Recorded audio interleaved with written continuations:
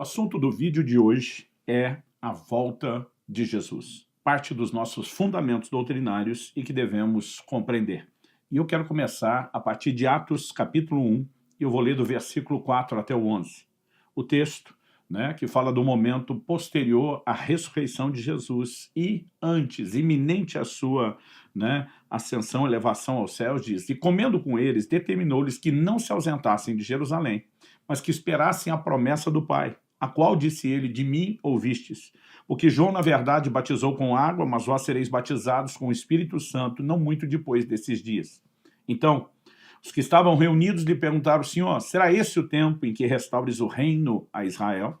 Respondeu-lhes: não vos compete conhecer tempos ou épocas que o Pai reservou pela sua exclusiva autoridade, mas recebereis poder ao descer sobre vós o Espírito Santo, e sereis minhas testemunhas, tanto em Jerusalém como em toda a Judéia e Samaria e até os confins da terra. Dita essas palavras, foi Jesus elevado às alturas à vista deles, e uma nuvem o encobriu dos seus olhos. Estando eles com os olhos fitos no céu, enquanto Jesus subia, eis que dois varões vestidos de branco se puseram ao lado deles e lhes disseram: varões galileus, por que estáis olhando para as alturas? Esse Jesus que dentre vós foi assunto ao céu, virá do modo como viste subir. O verso 12 ainda acrescenta: então voltaram para Jerusalém do monte chamado Olival, ou outras versões do Monte das Oliveiras, que dista daquela cidade tanto como a jornada de um sábado. Eu quero tomar esse texto onde Jesus tão logo é oculto dos olhos, da vista dos seus discípulos, enquanto elevado aos céus, é oculto por uma nuvem. A Bíblia diz que dois varões vestidos de branco, dois anjos, se colocam ao lado deles para dizer: por que vocês estão olhando para as alturas? Esse Jesus, que dentre vocês foi assunto ao céu, virá do modo como vistes subir. Por muitas vezes no seu ensino, Nosso Senhor ensina a respeito da sua vinda. Ao longo das Escrituras, nós vemos também os apóstolos abordando o assunto da vinda de Jesus. E a vinda de Jesus é um assunto que merece não apenas ser entendido como uma promessa bíblica e um fundamento da nossa doutrina, mas, em 2 Timóteo, no capítulo 4, no verso 8, o apóstolo diz assim: já agora a coroa da justiça me está guardada, a qual o Senhor, reto juiz, me dará naquele dia, e não somente a mim, mas também a todos quantos amam a sua vinda. Ele não está falando só dos que esperam a sua vinda. Para esperar a sua vinda é necessário entender que essa é uma promessa, parte do fundamento bíblico, e crer nisso. Mas a Bíblia fala de não só esperar, não só alimentar essa expectativa, mas amar a sua vinda. E amar a sua vinda significa compreender exatamente, não só que há uma vinda, um retorno literal de Cristo, mas entender também que isso significa o desfecho de toda a obra da redenção. Então eu gostaria que nós pudéssemos considerar algumas verdades importantíssimas em relação a esse fundamento. É lógico que eu tenho opiniões detalhadas sobre algumas questões ligadas à escatologia como um todo, mas eu gosto muito da frase dos Morávios, que acabou sendo popularizada por John Wesley. Eles diziam: nas coisas essenciais, unidade; nas não essenciais, nas secundárias, tolerância; outras traduções dizem liberdade; mas em todas as coisas, o amor. Sabe, nós podemos nos relacionar com grupos que não negociam as verdades fundamentais, mas que têm liberdade em questões secundárias, ter pensamentos diferentes sobre pontos que talvez não estejam tão claros ou que não estejam tão claros para todos. Há assuntos dentro da escatologia que eu particularmente nem gosto de discutir. É comum as pessoas me perguntarem: pastor, quem são as duas testemunhas do Apocalipse? E eu normalmente brinco: olha, essa é fácil, eu respondo com duas palavras: não sei. A Bíblia não está dizendo quem é. Ah, mas nós podemos inferir por isso aqui. Você pode inferir, você pode pensar, você não pode ensinar como doutrina aquilo que não é claro nas Escrituras. Então, é o tipo de coisa que não precisamos discutir.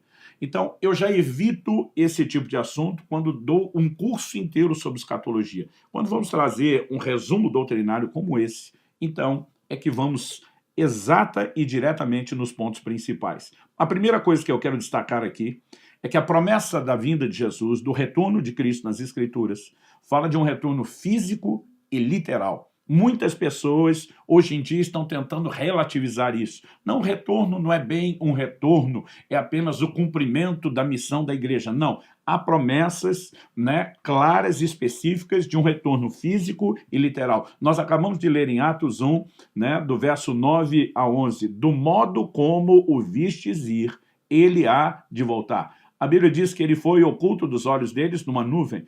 Em 1 Tessalonicenses 4, a Bíblia diz que ele virá dos céus nas nuvens.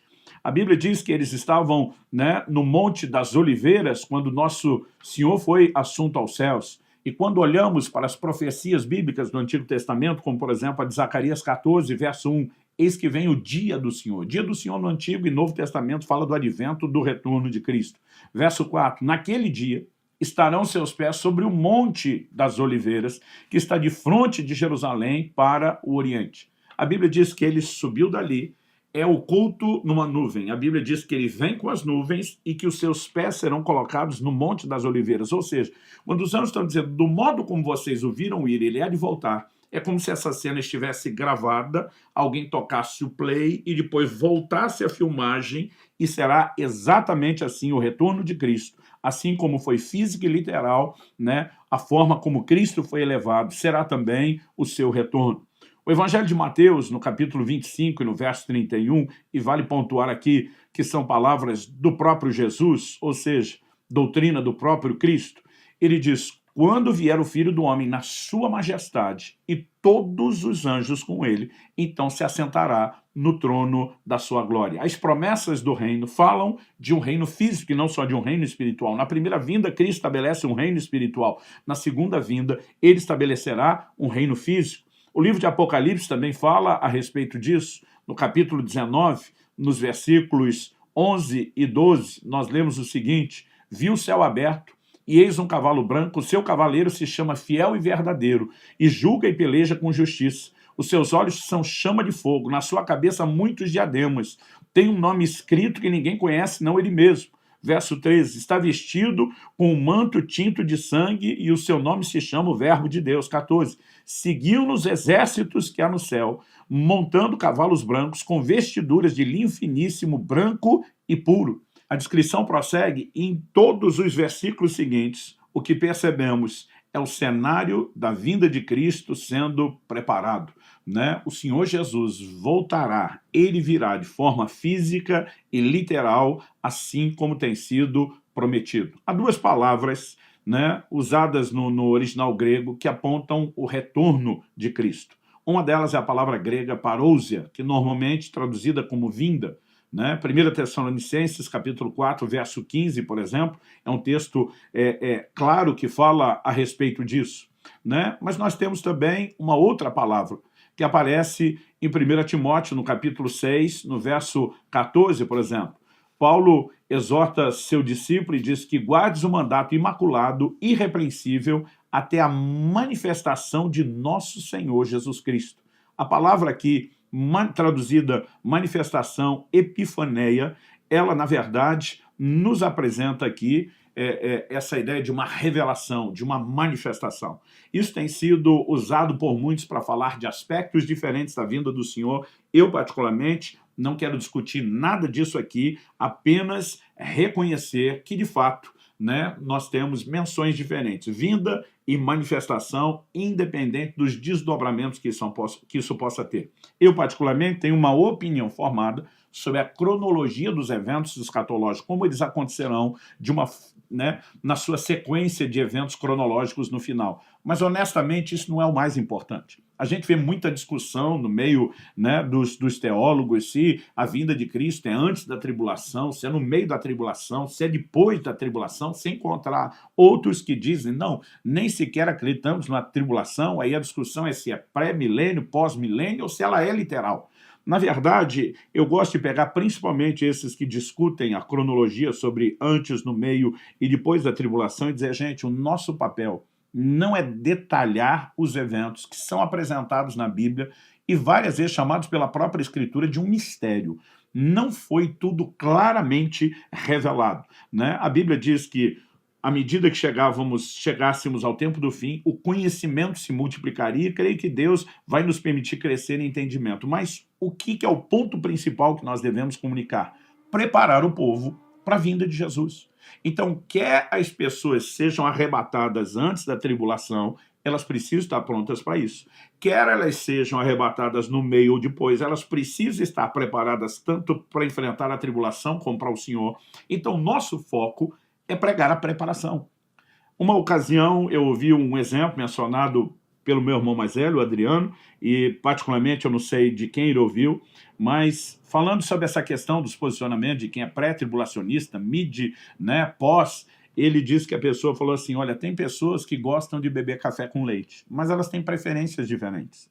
Um, por exemplo, gosta de colocar primeiro o café, né, para depois colocar o leite.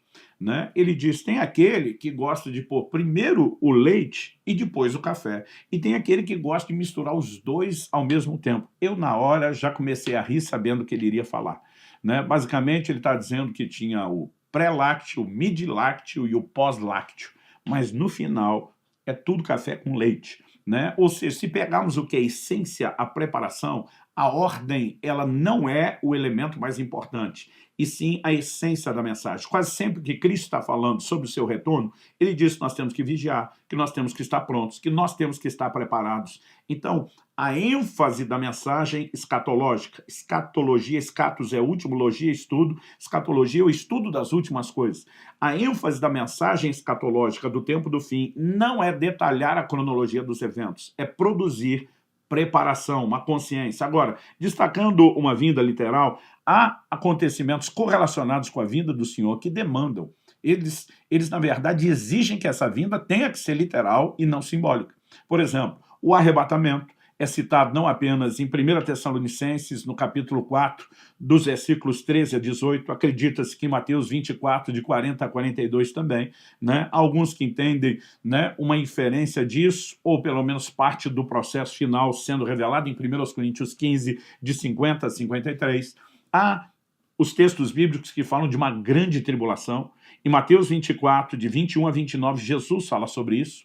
Em 2 Tessalonicenses, no capítulo 1, no verso 6, a Bíblia fala sobre isso. Em Apocalipse 7, 14, também temos a menção da grande tribulação. E nós não podemos ter eventos como esse literais se a vinda do Senhor não é não é literal. A Bíblia também menciona o anticristo. João capítulo 5, verso 43, 1 de João capítulo 2, verso 18, 2 Tessalonicenses 2, de 3 a 10, e Apocalipse 13, né, podemos apresentar aí praticamente o capítulo todo, enfatizam a pessoa do anticristo. Né? Se nós temos esses acontecimentos e pessoas literais, mas não temos uma vinda literal, nenhum deles faz sentido. Então, obviamente, há uma vinda literal a ser crida, esperada e para a qual devemos estar prontos. Agora, quando isso acontecerá? Nós precisamos entender que, e esse é o segundo tópico que eu quero destacar aqui, não há uma data que se possa prever. O tempo todo nós vemos, principalmente nos últimos séculos, as pessoas tentando estabelecer datas, dizendo pelas profecias, por essa soma, por aquela, né, vai ser tanto. Chegaram a inventar um versículo, eu brinco com inventar porque as pessoas acreditavam que estava na Bíblia, de tanto que era repetido. 1000 passará, 2000 não chegará. Né? E nós já estamos aí na década de 20 do ano 2000, olhando e rindo dessas coisas. Por quê? Quando em Atos capítulo 1, Jesus está falando sobre a importância de ser cheio do Espírito para pregar o Evangelho, no verso 6, os discípulos perguntam, é nesse tempo que restauras o reino a Israel? Há promessas ligadas, né, ao estabelecimento do reino de Deus numa expressão física. E eles sabem que Israel estava inserido de uma forma especial nesse pacote de promessas. Então eles estão perguntando, e aí, é agora que vai rolar? É agora que nós vamos dominar o mundo, governar? Jesus responde no verso 7, não vos compete conhecer tempos ou épocas que o Pai reservou pela sua exclusiva autoridade. Aí ele manda direto, mas recebereis poder ao descer sobre vós o Espírito Santo e sereis minhas testemunhas. Ele está dizendo, em vez de tentar entender quando é que as coisas acontecem, vocês precisam compreender a missão que foi dada e executá-la. Até porque, como eu quero te mostrar pela palavra de Deus, a execução da missão afeta o retorno de Cristo.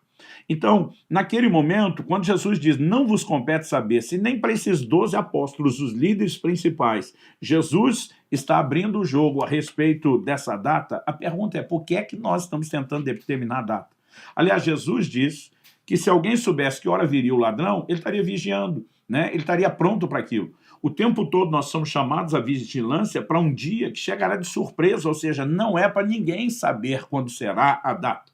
Então, não só as tentativas de estabelecer datas são erradas, como no plano e no propósito de Deus não é para saber, é para a gente viver pronto, né? Podemos dizer que é algo parecido com a morte, nós não sabemos quando vai chegar. Então a gente vive de prontidão. Isso não significa que a gente quer morrer, isso não significa que a gente não quer viver, mas nós precisamos viver de prontidão. E quando olhamos para a palavra de Deus, nós temos algumas declarações importantes. Por exemplo, em Mateus 24, no verso 36, nós temos uma declaração de Jesus, e essa declaração ela precisa ser devidamente entendida. Ele diz o seguinte, a respeito daquele dia e hora, ninguém sabe, nem os anjos dos céus, nem o Filho, senão o Pai. Né? Nós olhamos o verso depois, 42, portanto, vigiai, porque não sabeis em que dia vem o nosso Senhor. Depois o verso 44, por isso ficai também vós apercebidos, porque a hora em que não cuidais, o Filho do Homem virá. Então, a ordenança, vigie, né? Fiquem apercebidos ou de prontidão, porque na hora que não se imagina, ele vem. Então, Deus nunca quis que nós prevíssemos. Jesus, enquanto aqui na terra, isso é o que nós expusemos numa outra aula, falando sobre o esvaziamento de Jesus, num dos nossos fundamentos doutrinários, mas enquanto homem, Jesus abriu mão de atributos exclusivos pertencentes à divindade, entre eles a onisciência. No entanto, depois da sua morte e ressurreição, a Bíblia diz que nele habita corporalmente a plenitude da divindade, o que inclui aquelas coisas das quais ele se esvaziou, como diz Filipenses 2. Ou seja, não há a menor chance de Cristo, como Deus onisciente, não saber o dia da sua volta. Mas há, não apenas há, faz todo sentido ele, enquanto aqui na terra, dizer o Filho do Homem não sabe, nem os anjos sabem, isso é algo que pertence somente ao Pai. Ou seja, pense um segredo que Deus não confiou para mais ninguém além de si mesmo, né? Além da Trindade, justamente para que não saiba. E eu fico me perguntando como, diante de declarações bíblicas tão explícitas, as pessoas querem dizer que elas descobriram ou tiveram uma revelação do dia. Não só a Bíblia não diz quando será, como ela está dizendo que não é para saber, é para simplesmente viver pronto. E qualquer tentativa de qualquer pessoa de estabelecer data, né, ela não se harmoniza em absolutamente nada com as declarações bíblicas. Em Mateus, no capítulo 25, no verso 13, Jesus diz, vigiai, pois, porque não sabeis o dia nem a hora. Algumas pessoas têm dito que quando a ênfase está no dia e hora, é porque a gente não sabe o dia específico, a hora específica, mas podemos saber estações, podemos entender tempos que se aproximam. Né? Eu não vou entrar nem na discussão, né, a respeito de se temos diferente de dia e hora para anos ou tempos e estações, mas o fato é que nós temos que viver de prontidão. Agora, em 2 de Pedro, no capítulo 3 e no verso 12, nós temos uma orientação que me faz pensar, né, que quando a Bíblia fala de um dia e hora, Deus sabe o dia e hora, não necessariamente porque ele determinou isso, mas porque ele é presciente e ele sabe de antemão todas as coisas. Porque, particularmente, eu não creio que Deus estabeleceu um dia para voltar, então as coisas se ajustam à agenda que ele estabeleceu. A volta dele está relacionada a alguns eventos. E se eles acontecem ou não, isso afeta o momento da sua vinda. Em 2 de Pedro, capítulo 3, verso 12, a Bíblia diz, esperando e apressando a vinda do dia de Deus. Esperando e apressando. Se esse dia pode ser apressado, ele também pode ser retardado. Ou seja, essa data não foi previamente estabelecida, ela pode simplesmente mudar. Agora, o Deus presciente sabe exatamente em qualquer consequência de apressarmos ou retardarmos aonde ela termina, e ele sabe de antemão no final qual é o dia e a hora. Mas eu quero que você entenda que o que Deus determinou não é o dia certo para que tudo termine. É uma sequência de eventos que nos leva ao momento onde tudo termina. E ele sabe o dia e hora quando tudo termina. E o que eu e você precisamos entender a partir disso é que, em vez de apenas esperar que as coisas aconteçam por si, é entender que nós somos chamados para participar do processo. Vamos olhar o exemplo, por exemplo, né, do dilúvio.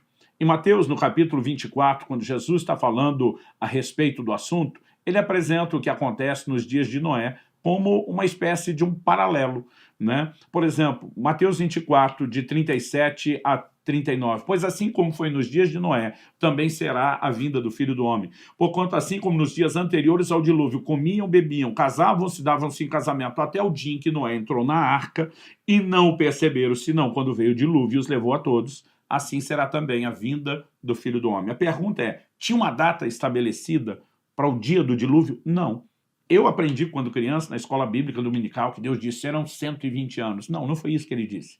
Em Gênesis, no capítulo 6, no verso 3, Deus diz, os dias do homem serão 120 anos. Ele estabelece uma duração, um prazo de vida menor. Até então, você lê o capítulo anterior, o 5, termina com as pessoas vivendo mais de 900 anos.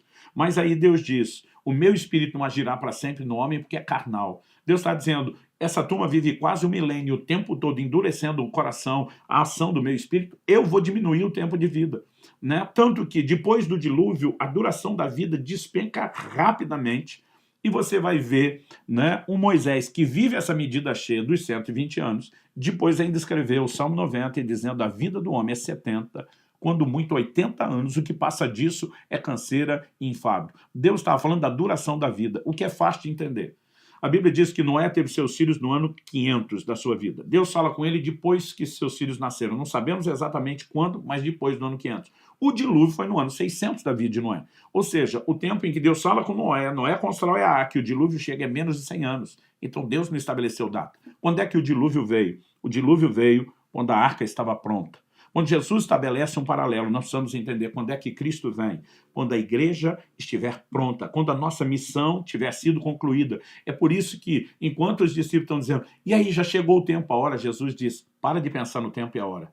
Vocês vão receber poder, vocês vão ser minhas testemunhas, vocês vão executar a missão. Por quê? Somente com a execução da missão eu posso voltar e nós temos a definição do tempo. Então, em vez de esperar passivamente o tempo, nós esperamos ativamente, trabalhando. O apóstolo Paulo diz, nossa pátria está nos céus, de onde aguardamos um Salvador. Aguardar a Cristo não é sentar de forma passiva sem trabalhar, não é viver confinado às quatro paredes da igreja. Aliás, o homem que mais declarou esperar e amar a vinda de Cristo também escreveu e disse que trabalhava mais do que todos os apóstolos. Então, esperar a vinda do Senhor não é sinônimo de não trabalhar, é o contrário. Entender que nós cooperamos com o processo e podemos apressar a vinda do Senhor deveria nos fazer trabalhar ainda mais, além de que, né, fica claro, fica evidente para mim que nós temos uma responsabilidade, a responsabilidade de cumprir a missão, uma missão que foi entregue à igreja.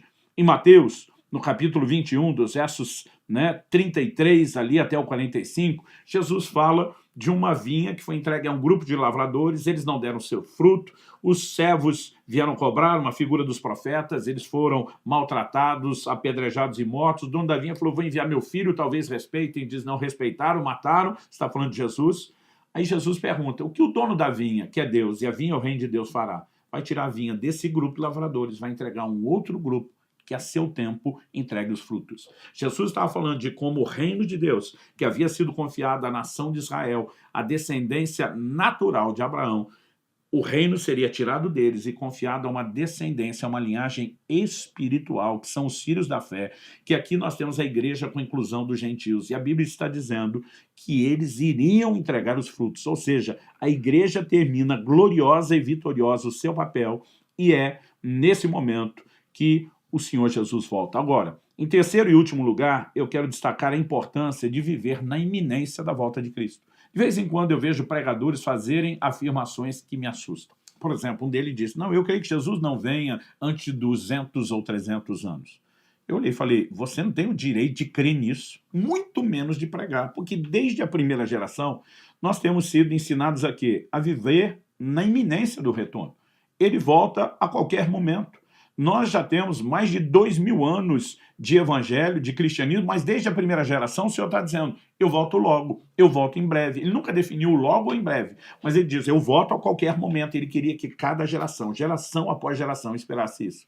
Em Apocalipse 22:12, ele diz, eis que venho sem demora, e comigo está o galardão que tenho para retribuir a cada um segundo as suas obras. De novo, a ênfase da sua vinda relacionada com a missão e a responsabilidade que temos de realizar as obras, de cumprir a missão, né? O tempo todo somos chamados a esse clamor para que ele volte e a viver em prontidão. No verso 17, Apocalipse 22, lemos: o Espírito e a noiva dizem, vem. Aquele que ouve, diga, vem. Aquele que tem sede, venha. E quem quiser, receba de graça da água da vida. Né? Uma expressão passou a ser usada pela igreja do Senhor Jesus, que era Maranata, né? A soma de Maranata, Nosso Senhor vem. O tempo todo eles não apenas esperavam, como clamavam por essa vinda do Senhor e também trabalhavam para que isso acontecesse. O próprio Apocalipse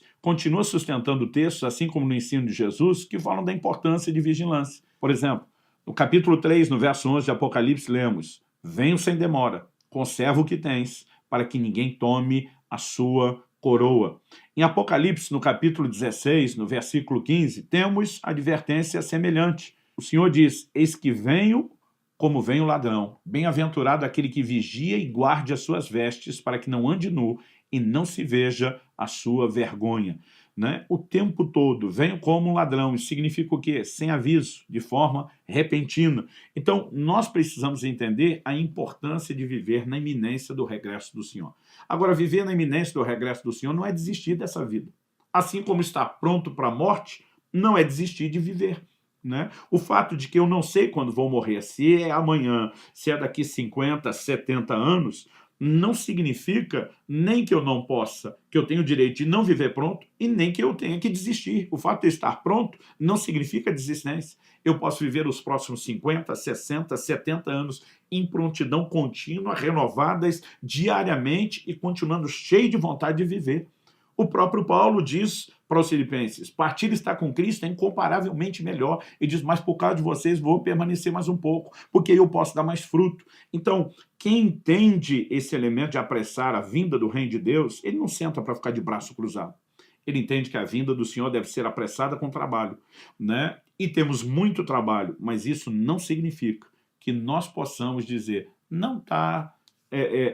Não, o Senhor não está às portas como o tempo todo ele na Escritura adverte que esteja. Então devemos vigiar como se Jesus viesse no próximo minuto e planejar trabalhar para Deus como se tivéssemos a vida inteira. Quando falamos de prontidão, ele pode voltar no próximo segundo. Quando falamos da disposição de serviço, uma vida inteira será pouco para nos dedicarmos ao trabalho dele. Agora, dito isso, eu quero só me posicionar contra a confusão de uma mensagem propagada por uma série de livros e de vídeos intitulados Deixados para Trás. É basicamente uma orientação para as pessoas assim: olha, Jesus disse que vinha, ele mandou ficar pronto, mas se você não ficou e ficou para trás, nós vamos te ensinar como é que você faz depois. Eu acredito que, por mais bem intencionada que seja essa mensagem, ela é antibíblica. Em Mateus, no capítulo 25, dos versículos 11